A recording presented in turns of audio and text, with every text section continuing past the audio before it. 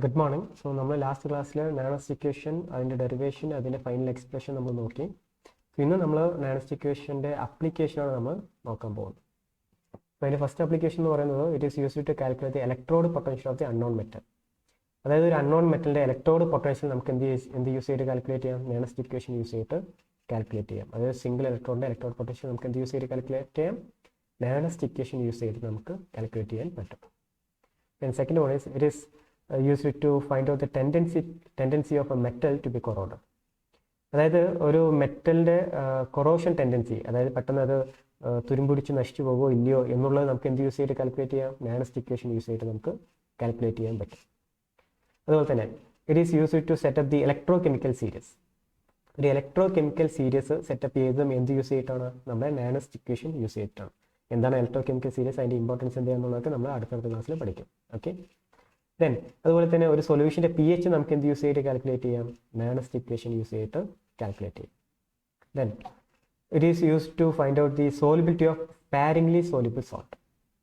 Sparingly soluble salt എന്ന് വെച്ചാൽ അതായത് പാർഷ്യലായിട്ട് മാത്രം, കംപ്ലീറ്റ് അല്ലാതെ ഡിസോൾവ് ചെയ്യുന്ന സോൾട്ടിനെയാണ് നമ്മൾ സ്പാരിംഗ്ലി സോലിബിൾ സോൾട്ട് എന്ന് പറയാം. So for example silver nitrate പോലുള്ള സോൾട്ടൊക്കെ എന്താണ്, കംപ്ലീറ്റ് ആയിട്ട് ഡിസോൾവ് ആകില്ല. അപ്പോൾ ഇതുപോലുള്ള സോൾട്ടൊക്കെ എത്രത്തോളം വാട്ടറിൽ ഡിസോൾവ് ആകും, അതിൻ്റെ സോളിബിലിറ്റി കോൺസ്റ്റൻ്റ് ഒക്കെ നമുക്ക് എന്ത് യൂസ് ചെയ്തിട്ട് കാൽക്കുലേറ്റ് ചെയ്യാം? നാനോസ്റ്റ് ഇക്വേഷൻ യൂസ് ചെയ്തിട്ട് നമുക്ക് കാൽക്കുലേറ്റ് ചെയ്യാൻ പറ്റും. Okay, so these are the application of Nernst equation. നമ്മൾ എക്സാമിന് ഒരു 3 മാർക്ക് ക്വസ്റ്റ്യൻ ആയിട്ട് നമുക്കത് എക്സ്പെക്ട് ചെയ്യാം. Okay, then next effect of temperature and concentration on electrode potential. ഇപ്പോൾ നമ്മളൊരു സെല്ല് എടുക്കുകയാണെങ്കിൽ ആ സെല്ലിൻ്റെ അകത്തുള്ള ഇലക്ട്രോഡിൻ്റെ ഇലക്ട്രോഡ് പൊട്ടൻഷ്യൽ, അതിൻ്റെ ടെമ്പറേച്ചറും അതുപോലെ തന്നെ കോൺസെൻട്രേഷനും എങ്ങനെ റിലേറ്റഡ് ആയിരിക്കുന്നു എന്നുള്ളതാണ് നമ്മൾ അടുത്ത് നോക്കാൻ പോകുന്നത്. അതിന് നമ്മളൊരു എക്സാമ്പിൾ എടുക്കുക, നമ്മുടെ ഡാനിയൽ സെല്ലിനെ എടുക്കാം. ഓക്കെ, അപ്പോൾ നമ്മുടെ ഡാനിയൽ സെല്ലിൻ്റെ റിയാക്ഷൻ എന്ന് പറയുന്നത് നമുക്കറിയാം Zn + Cu2 + gives Zn2 + Cu. Okay, so ഇതിൻ്റെ അകത്ത് ഇതാണ് നമ്മുടെ ഇലക്ട്രോലൈറ്റ് സിങ്ക് സൾഫേറ്റ്, ഇത് നമ്മുടെ ഇലക്ട്രോഡ്. സോ ഈ സിങ്ക് സൾഫേറ്റിൻ്റെ കോൺസെൻട്രേഷൻ അതുപോലെ തന്നെ ഇപ്പോഴത്തെ ടെമ്പറേച്ചർ, ഇത് രണ്ടും കോൺസെൻട്രേഷനും ടെമ്പറേച്ചറും എങ്ങനെയാണ് ഈ ഇലക്ട്രോഡ് പൊട്ടൻഷ്യലിൻ്റെ ഇലക്ട്രോഡ് പൊട്ടൻഷ്യലുമായിട്ട് റിലേറ്റഡ് ആയിരിക്കുന്നു എന്നുള്ളതാണ് നമ്മൾ ഇനി അടുത്ത് നോക്കാൻ പോകുന്നത്. ഓക്കെ, സോ നമ്മുടെ റിയാക്ഷൻ അറിയാം Zn + Zn2 Cu2 + gives Zn2 + Cu. Okay, so നമുക്കിങ്ങനെ ഒരു റിയാക്ഷൻ കിട്ടിയാൽ ഏതൊരു സെല്ല് എടുത്താലും അതിന് നമുക്ക് എന്ത് എഴുതാൻ പറ്റും? അതിന് നാനോസ്റ്റ് ഇക്വേഷൻ നമുക്ക് എഴുതാൻ പറ്റും. സോ ഈ റിയാക്ഷൻ്റെ നാനോസ്റ്റ് ഇക്വേഷൻ എന്ന് പറയുന്നത് എന്താണ്? equal to E0 - 2.303 RT/NF log 10 to the base concentration of Zn2 + by concentration of Cu2 +. അത് ഓൾറെഡി പറഞ്ഞ പോലെ Cuൻ്റെയും Zൻ്റെയും വാല്യൂ എന്തായിരിക്കും? 1 ആയിരിക്കും ഫോർ പ്യുവർ മെറ്റൽ. അതുകൊണ്ടാണ് നമുക്കത് കോൺസെൻട്രേഷൻ നമ്മൾ ഇത് എഴുതാത്തത്. Okay, so this is the Nernst equation for our cell. ഇനി ഫസ്റ്റ് കണ്ടീഷൻ അല്ലെങ്കിൽ ഫസ്റ്റ് കേസ്, ഇപ്പോൾ ഈ Zn2+ൻ്റെ കോൺസെൻട്രേഷൻ അതുപോലെ തന്നെ Cu2+ൻ്റെ കോൺസെൻട്രേഷൻ രണ്ടും ഈക്വൽ ആണെങ്കിൽ ആ സെല്ലിൻ്റെ സ്റ്റാൻഡേർഡ് ഇലക്ട്രോഡ് പൊട്ടൻഷ്യലും ഇലക്ട്രോഡ് പൊട്ടൻഷ്യൽ എന്തായിരിക്കും? സെയിം ആയിരിക്കും. That is E = E0. Okay, that is case 1. Then next case 2 എടുക്കാം. അതായത് Zn2+ൻ്റെ കോൺസെൻട്രേഷൻ Cu2+ കോൺസെൻട്രേഷനേക്കാളും കൂടുതലാണെങ്കിൽ, ഓക്കെ, സോ കോൺസെൻട്രേഷൻ Zn2+ൻ്റെ കോൺസെൻട്രേഷൻ Cu2+ൻ്റെ കോൺസെൻട്രേഷനേക്കാളും കൂടുതലാണ്. ദെൻ ടെമ്പറേച്ചറും നമ്മൾ ഇൻക്രീസ് ചെയ്യുമെന്ന് വിചാരിക്കുക, 298 കെൽവിനിൽ കൂടുതലാണെന്ന് വിചാരിക്കുക. അങ്ങനെയാണെങ്കിൽ അവിടെ എന്ത് സംഭവിക്കും?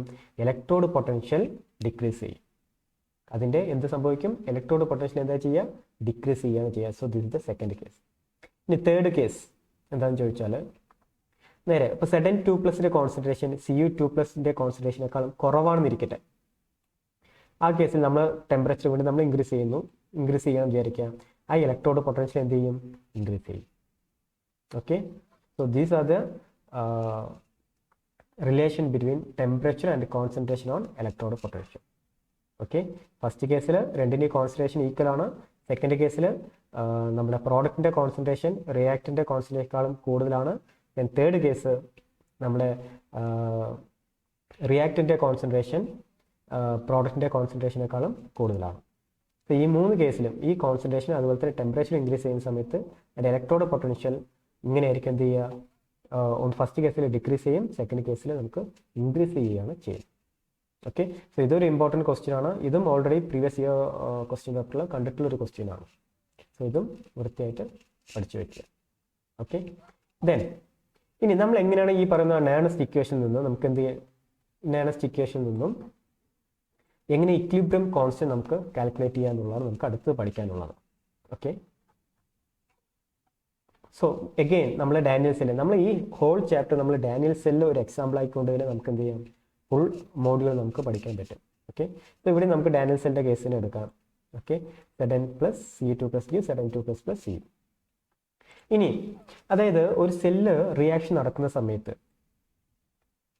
നോക്കുന്ന സമയത്ത് ഇവിടെ നമുക്കറിയാം ഇവിടെ ഓക്സിഡേഷൻ സംഭവിക്കുന്നുണ്ട്, ഇവിടെ റിഡക്ഷൻ സംഭവിക്കുന്നുണ്ട്.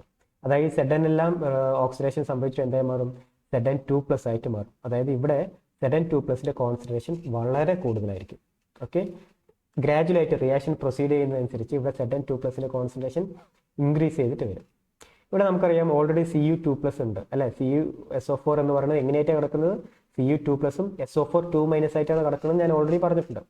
അപ്പോൾ ഇതിൻ്റെ അകത്തുള്ള Cu2 പ്ലസ് എന്ത് സംഭവിക്കും, ഈ വരുന്ന ഇലക്ട്രോണിനെ അക്സെപ്റ്റ് ചെയ്തിട്ട് എന്തായി മാറും, Cu ആയിട്ട് മാറും. അതായത് ഇവിടെ Cu2 പ്ലസിന്റെ കോൺസെൻട്രേഷൻ കുറയുക ഡ്യൂ ടു റിഡക്ഷൻ, ഇവിടെ Zn2 പ്ലസിന്റെ കോൺസെൻട്രേഷൻ ഇൻക്രീസ് ചെയ്യുകയാണ് ഡ്യൂ ടു ഓക്സിഡേഷൻ. അപ്പോൾ ഈ റിയാക്ഷൻ പ്രൊസീഡ് ചെയ്യുന്നതനുസരിച്ച് ഒരു പെർട്ടിക്കുലർ ടൈം എത്തുന്ന സമയത്ത് ഇവിടെ ഈ Zn2 പ്ലസിന്റെ കോൺസെൻട്രേഷനും Cu2 പ്ലസിന്റെ കോൺസെൻട്രേഷൻ എന്താവും, ഈക്വൽ ആവും. ഓക്കെ, ഇവിടെ രണ്ടിൻ്റെയും കോൺസെൻട്രേഷൻ എന്ത് സംഭവിക്കും, ഈക്വൽ ആവും. അങ്ങനെ ഈക്വൽ ആവുന്ന സമയത്ത് അവിടെ എന്ത് ഫ്ലോ ചെയ്യില്ല, ഫർദർ ആയിട്ട് കറണ്ട് ഫ്ലോ ചെയ്യില്ല. അതായത് E എന്ന് പറയുന്നത് 0 ആയിരിക്കും.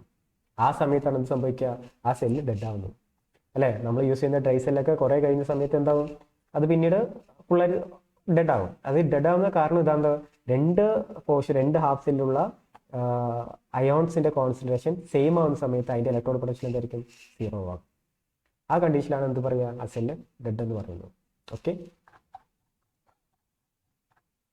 നോക്കാം.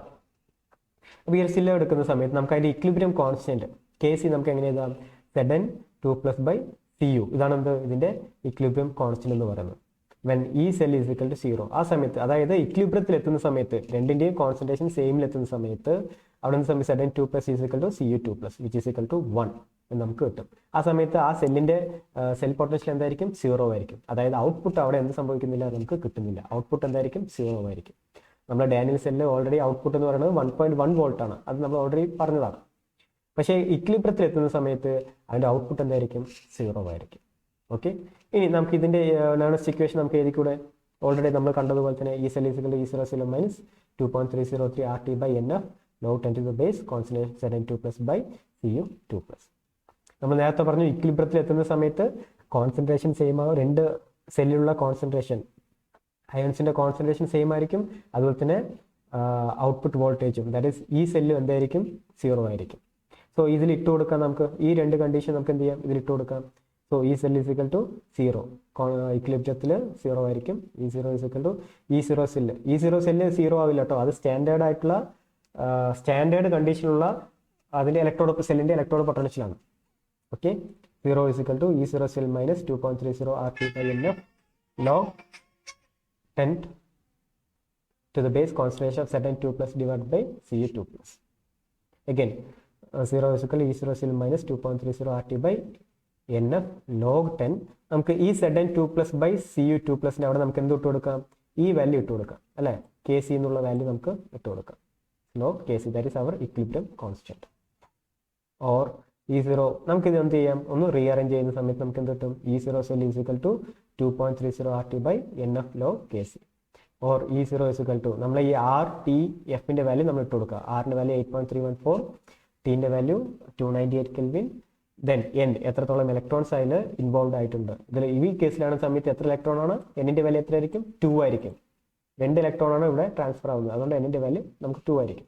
Fന്റെ വാല്യൂ എന്താണ്, 96500. ഇതെല്ലാം ഇട്ട് കൊടുക്കുന്ന സമയത്ത് നമ്മുടെ സ്റ്റാൻഡേർഡ് കണ്ടീഷനിൽ E0 is equal to 0.0459 divide by N log 10 to the base Kc എന്ന് കിട്ടും. ഓക്കെ, ഇതും കൂടി നമ്മൾ അറേഞ്ച് ചെയ്യുന്ന സമയത്ത് log Kc is equal to NF N E0 divide by 0.05. നമുക്ക് എന്ത് കിട്ടുകയാണ്, നമ്മുടെ നാനസ്റ്റ് ഇക്വേഷനിൽ നിന്ന് നമുക്ക് എന്ത് കാൽക്കുലേറ്റ് ചെയ്യാം, ആ സെൽ റിയാക്ഷന്റെ ഇക്വിലിബ്രിയം കോൺസ്റ്റന്റ്, ആ റിയാക്ഷന്റെ ഇക്വിലിബ്രിയം കോൺസ്റ്റന്റ് നമുക്ക് എന്ത് ചെയ്യാൻ പറ്റും, കാൽക്കുലേറ്റ് ചെയ്യാൻ പറ്റും. ഓക്കെ, സോ പ്രോബ്ലത്തിൽ നമുക്ക് ഈ ഒരു ഇക്വേഷൻ നമുക്ക് ആവശ്യമായിട്ട് വരും പ്രോബ്ലം ചെയ്യുന്ന സമയത്ത്. So this is the equilibrium constant from Nernst equation, right? Okay.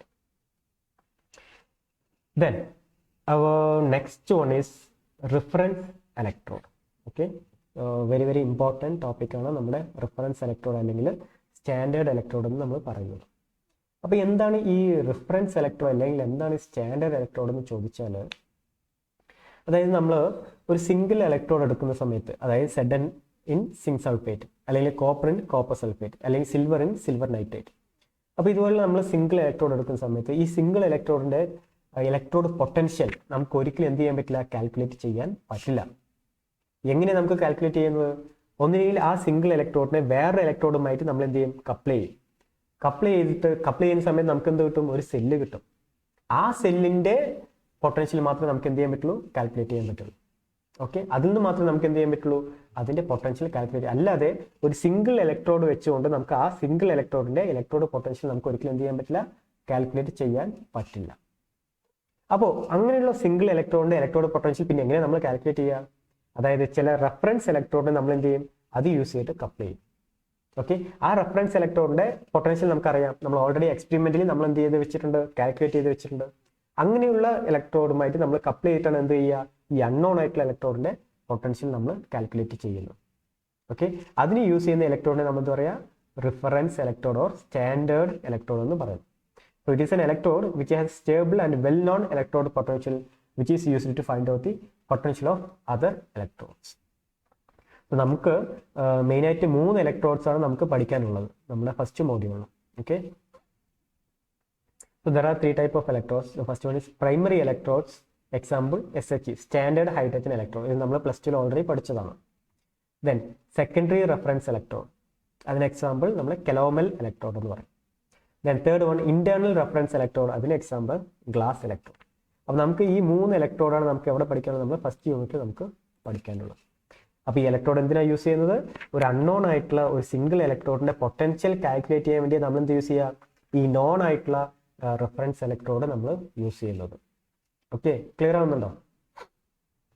Then അത് നമുക്ക് ആദ്യം ഫസ്റ്റ് 1 by 1 ആയിട്ട് നമുക്ക് നോക്കാം.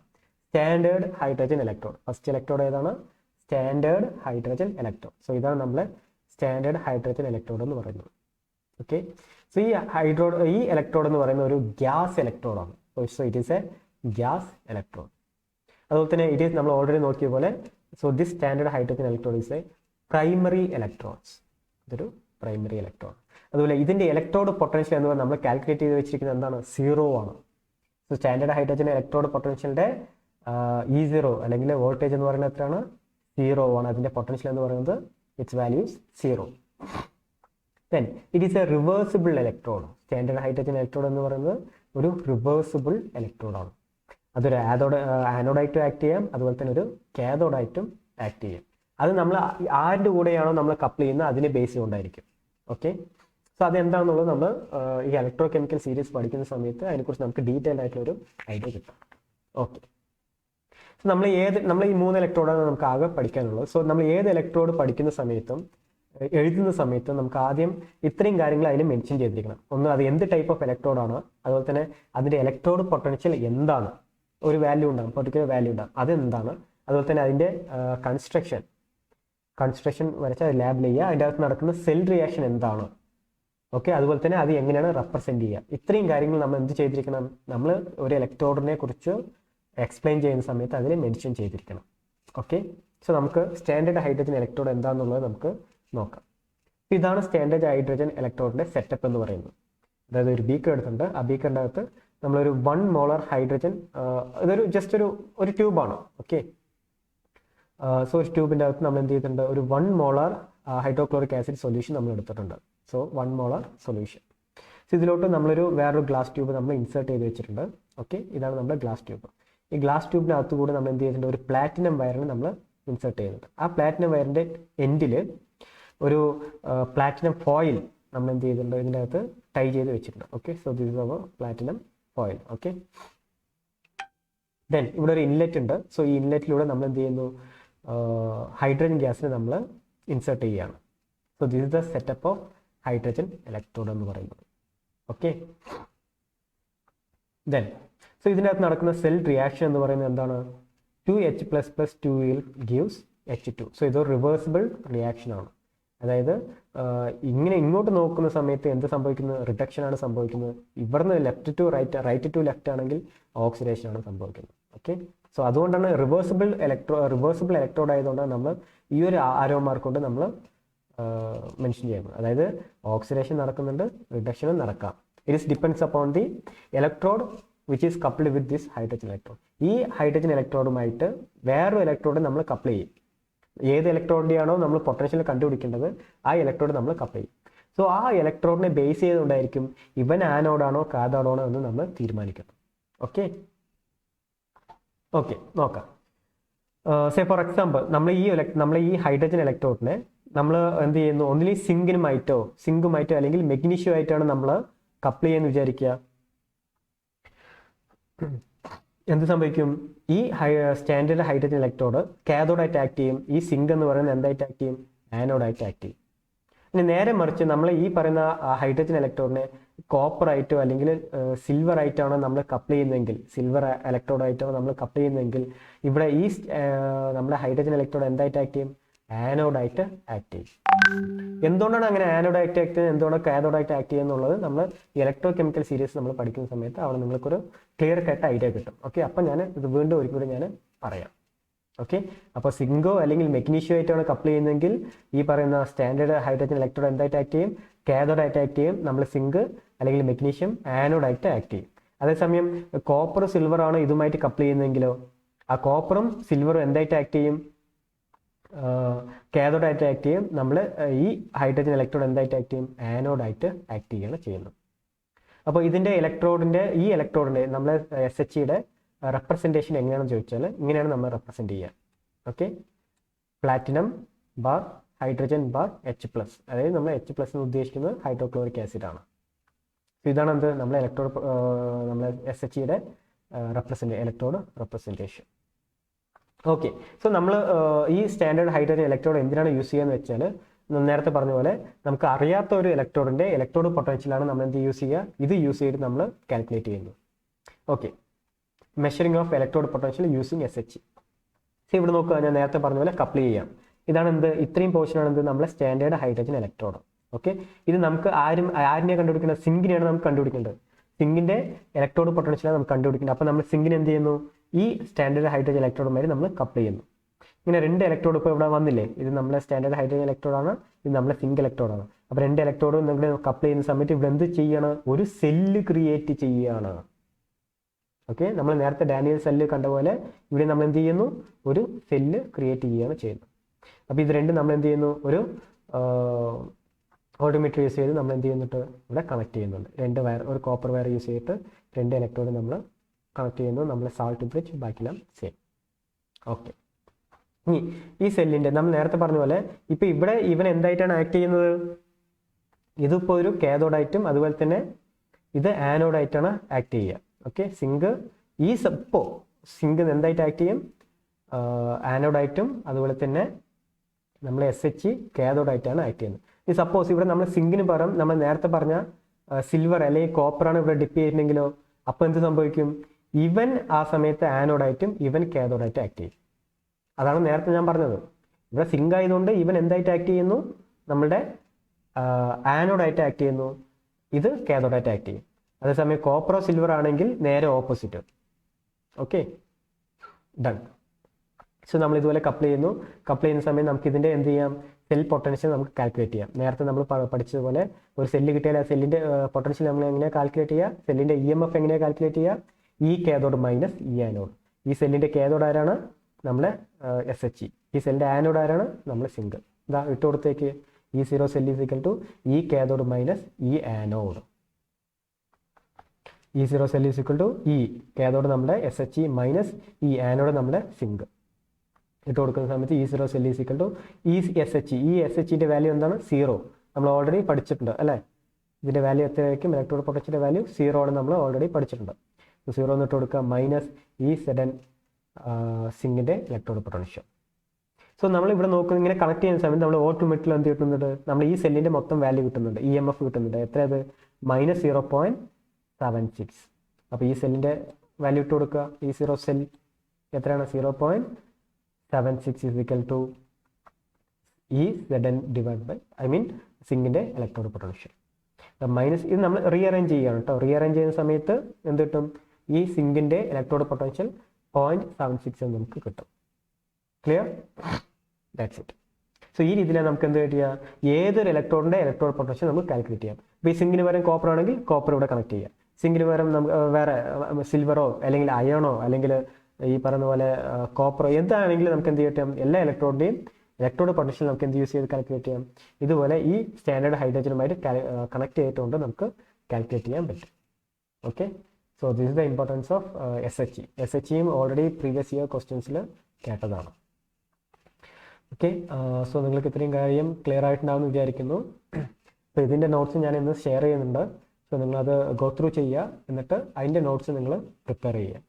ഓക്കെ, അടുത്ത ക്ലാസ്സിൽ നമ്മൾ ഇതിൻ്റെ കണ്ടിന്യൂഷൻ, അതായത് അടുത്ത 2 ഇലക്ട്രോഡ്, കലോമൽ ഇലക്ട്രോഡും അതുപോലെ തന്നെ ഗ്ലാസ് ഇലക്ട്രോഡ് നമ്മൾ പഠിക്കും. ഓക്കെ, അപ്പോൾ ഇതിലും എന്തെങ്കിലും ഡൗട്ട്സ് ഉണ്ടെങ്കിൽ നിങ്ങൾ പോസ്റ്റ് ചെയ്യുക. അതിൻ്റെ ആൻസർ ഞാൻ അടുത്ത വീഡിയോയിൽ നിങ്ങൾക്ക് പറയുന്നതായിരിക്കും.